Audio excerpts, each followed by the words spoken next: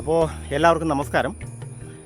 ഇന്നിപ്പോൾ ഞാൻ നിങ്ങളെ ഒരു പുതിയ വിശേഷം കാണിക്കാനാണ് ഞാൻ ഈ കാണുന്ന ഈ വലിയ മല കയറി ഇങ്ങോട്ട് വന്നിരിക്കുന്നത്. ഈ ഐഡിയ കണ്ടു കഴിഞ്ഞപ്പോൾ നിങ്ങളുമായിട്ടൊന്ന് ഷെയർ ചെയ്യണമെന്ന് തോന്നുന്നു. തീർച്ചയായിട്ടും നിങ്ങൾക്കിത് പ്രയോജനപ്പെടും, അല്ലെങ്കിൽ നിങ്ങളുടെ സുഹൃത്തിന് ഈ കാര്യം പ്രയോജനപ്പെടും. നമ്മൾ ഏത് രംഗത്ത് പ്രവർത്തിച്ചാലും നമുക്ക് ചില ബുദ്ധിമുട്ടുകൾ വരാറുണ്ട്. പക്ഷെ നമുക്ക് ബുദ്ധിമുട്ട് വരുമ്പോൾ നമ്മൾ എന്താ ചെയ്യുന്നത്? തിരിച്ച് നമ്മൾ പുറകോട്ട് മാറും. പക്ഷേ ഇന്ന് ചരിത്രത്തിൽ അങ്ങനെയല്ല. ചില സംഭവങ്ങളെല്ലാം കണ്ടേക്കുന്നത് ബുദ്ധിമുട്ട് വരുമ്പോൾ അതിനെ ഓവർകം ചെയ്യുന്നവരാണ്, അല്ലെങ്കിൽ അത് അപ്ഡേറ്റ് ചെയ്യുന്നവരാണ് എന്തെങ്കിലും വിജയം കണ്ടിട്ടുള്ളൂ. അപ്പോൾ ചുരുക്കി പറഞ്ഞാൽ നമ്മൾ ഒരു തൊഴിലാളിക്ക് ഒരു ബുദ്ധിമുട്ട് വന്നു കഴിഞ്ഞപ്പോൾ അദ്ദേഹത്തിനുണ്ട് ആ ബുദ്ധിമുട്ട് ഓവർകം ചെയ്യാൻ അദ്ദേഹം കണ്ടുപിടിച്ച ഒരു ഐഡിയ നിങ്ങളുമായിട്ടൊന്ന് ഷെയർ ചെയ്യുമ്പോൾ ഒരു പക്ഷേ നിങ്ങൾക്ക് തന്നെ ഇത് ആവശ്യമായിട്ട് വരും. ഇപ്പം നമ്മൾ ഏത് തൊഴിൽ രംഗത്താണെങ്കിലും ഈ തൊഴിലൊന്ന് അപ്ഡേറ്റ് ചെയ്യുന്ന, അല്ലെങ്കിൽ നമ്മൾ അതിൻ്റെ പുതിയ അപ്ഡേഷൻ നമ്മൾ കണ്ടുപിടിക്കുമ്പോഴാണ് ആ തൊഴിൽ അതിൻ്റെ ഒരു വേറൊരു വേർഷൻ വരുന്നത്. ഇപ്പോൾ ചുരുക്കി പറഞ്ഞാൽ നമ്മൾ കാലങ്ങളായിട്ട് നമ്മൾ തേങ്ങ പൊതിച്ചുകൊണ്ടിരിക്കും അല്ലേ? തേങ്ങ പൊതിക്കുന്ന കോടാലിയും അല്ലെങ്കിൽ നമ്മൾ പാരയൊക്കെ ആയിട്ടാണ് ആ കാലങ്ങളായിട്ട് ആ സംഭവം ഇങ്ങനെ പൊതിച്ചുകൊണ്ട് പോകും. പക്ഷേ പിന്നീടാണ് ഒരു ഐഡിയ കണ്ടത്, ഇങ്ങനെ ഒരു സാധനം ഉണ്ടാക്കിയിട്ട് തിക്കിക്കഴിഞ്ഞാൽ ആ തേങ്ങ പൊതിക്കുന്നത്. ഇപ്പോൾ തേങ്ങ പൊതിക്കുന്ന മെഷീൻ ഇല്ലാത്ത, അല്ലെങ്കിൽ ആ ഉപകരണമില്ലാത്ത ഒരു വീടുമില്ല.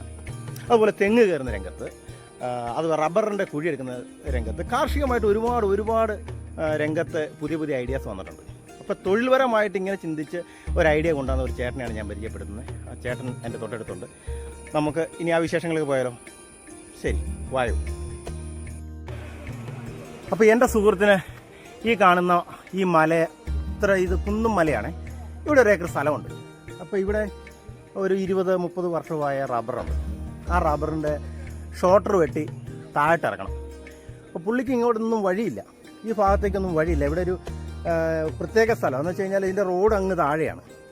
പിന്നെ രണ്ട് സൈഡും വലിയ രണ്ട് അയൽവക്കക്കാരുടെ പറമ്പ്, അവിടെ മരങ്ങൾ നിൽക്കുന്നു.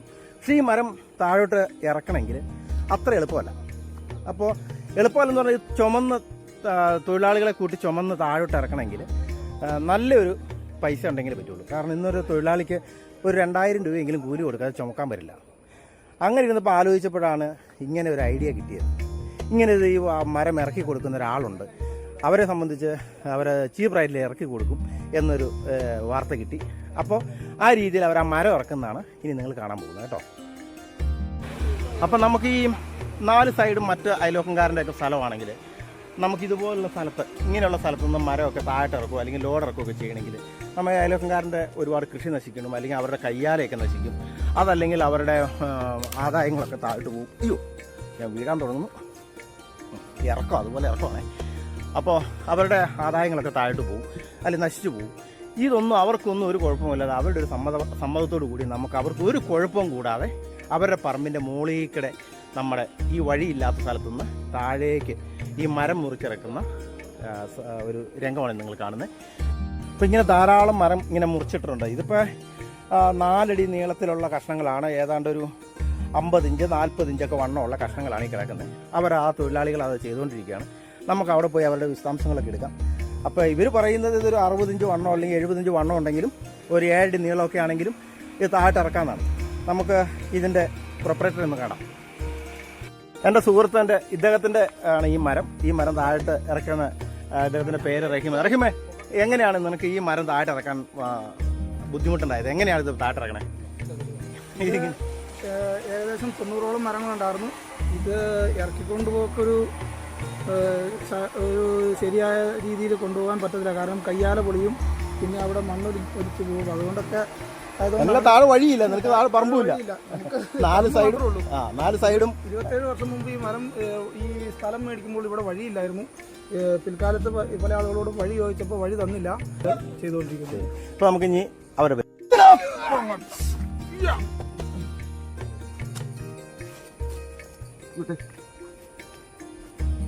ആ മരം അങ്ങനെ കയറ്റി അങ്ങ് വെക്കുകയാണ്. രണ്ടുപേരിങ്ങനെ തോളയിലേക്ക് പിടിച്ചു കൊടുത്തിട്ട് അത് ഒരു ഹുക്കിലേക്ക് വെക്കുന്നു. ആ ഹുക്കിലേക്ക് വെച്ച് കഴിയുമ്പോൾ ഇങ്ങനെ തലയിന് ഇതുപോലൊരു ഹുക്കുണ്ട്, ആ ഹുക്കിലേക്ക് വെക്കുന്നു.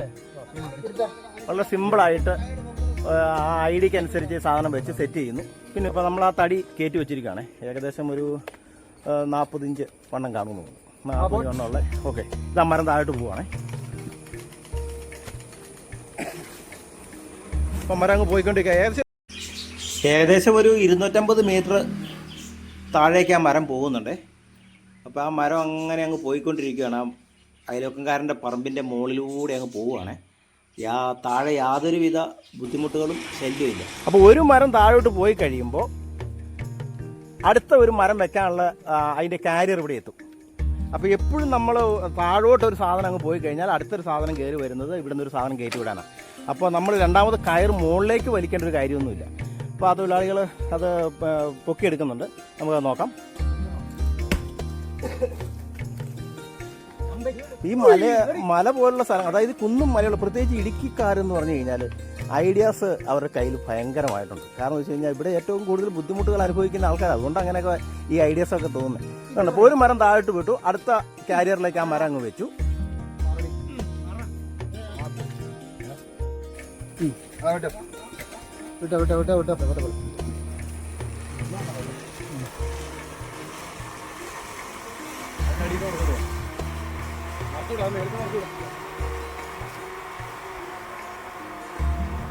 അപ്പം നമ്മൾ ചുമന്നിറക്കുവാണെങ്കിൽ എത്ര നേരം കൊണ്ടായിരിക്കും ആ മരം അവിടെ താഴെ ചെല്ലുന്നത്? എന്തൊരു തൊഴിലാളിക്ക് എന്ത് കഷ്ടപ്പാടായിരിക്കും. ഇത് വളരെ സിമ്പിളായ ഐഡിയയിൽ ആ മരം അവിടെ ചെന്നു.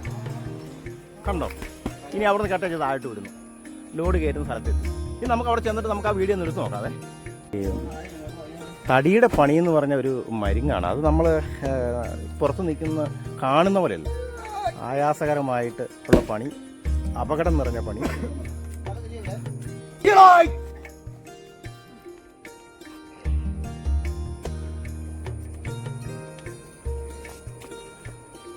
ഇവിടെ റെഡി.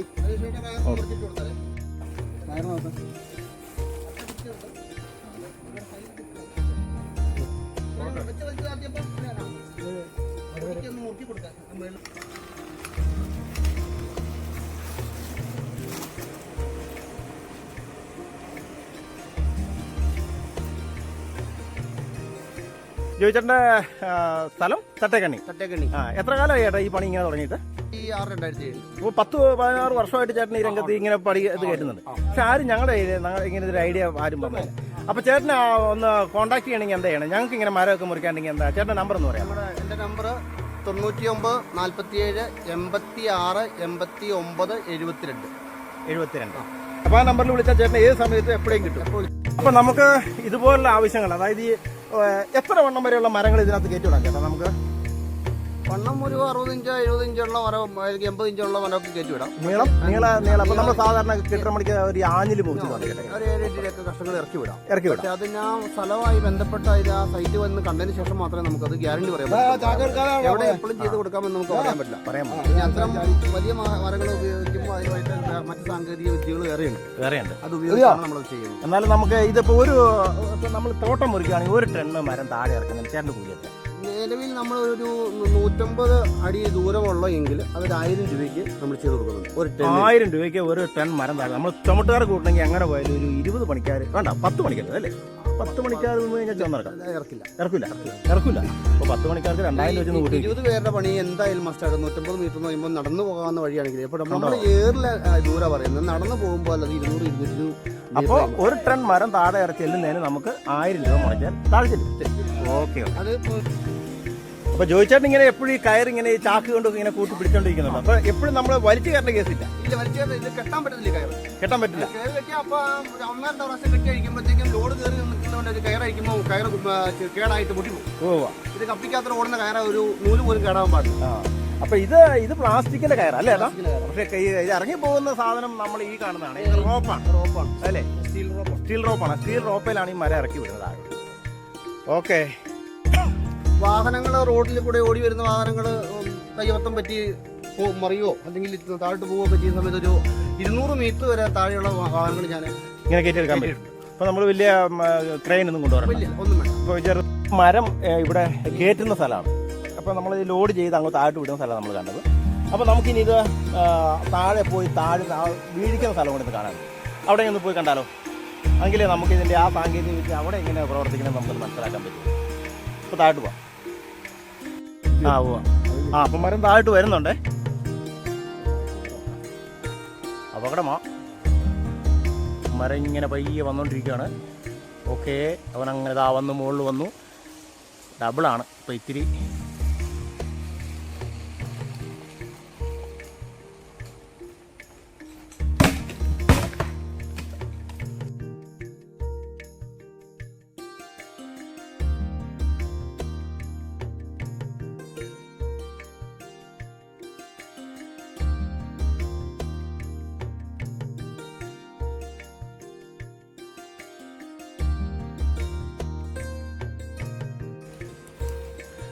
അപ്പം നമ്മൾ പുതിയ സാങ്കേതിക വിദ്യയിൽ സാങ്കേതിക പറഞ്ഞല്ല, തൊഴിലാളികൾ ഐഡിയപരമായിട്ട് അത് ഇറക്കുന്നത് നമ്മൾ കണ്ടു.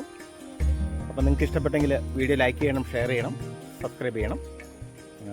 മറ്റൊരു വീഡിയോയുമായിട്ട് നമുക്ക് അടുത്ത ദിവസം വീണ്ടും കാണാം. അതുവരേക്കും ഗുഡ് ബൈ.